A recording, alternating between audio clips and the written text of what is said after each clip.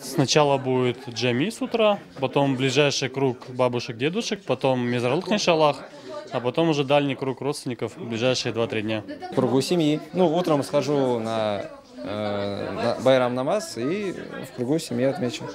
Иншаллах, Коран тамнен, сабадан, сабах намаздан, ну, байрам намаздан, сон, сой сопларыма, картlarımıza мусафирликке барacağım, иншаллах. В этом году, иншаллах, как обычно, планируем посетить наших старших, как всегда, наших биташек, харбабашек, сходить на саба намаз, иншаллах, сходить в мезарлыкка.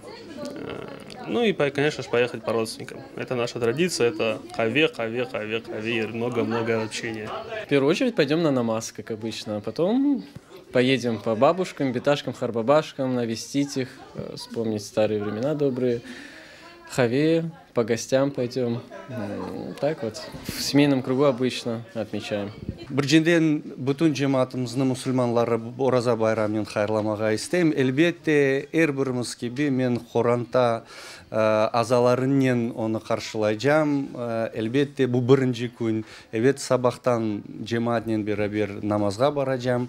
Ве қалған екі күнде әдет үзіре барам енді мұсафирлікке. Біздің қартларымызға, алаларымызға, тезелерімізге, оларын да хайырламаға, оларға да оле бір өз тарафындан бір дыққат айырмаға. İşte Oraza bayramı bu bizim en büyük bayramlar, iki bayramdan biridir. Şunun için ona biz endi hazırlanmaya başladık. Endi bahşişler satın alına, balaçıklarını kuvandırmaya tırışacağımız. Ana babalarımızga, söz soplarımızga barıp, işte onlarla birlikte kaydetmeye isteyimiz, böyle bir niyetimiz var.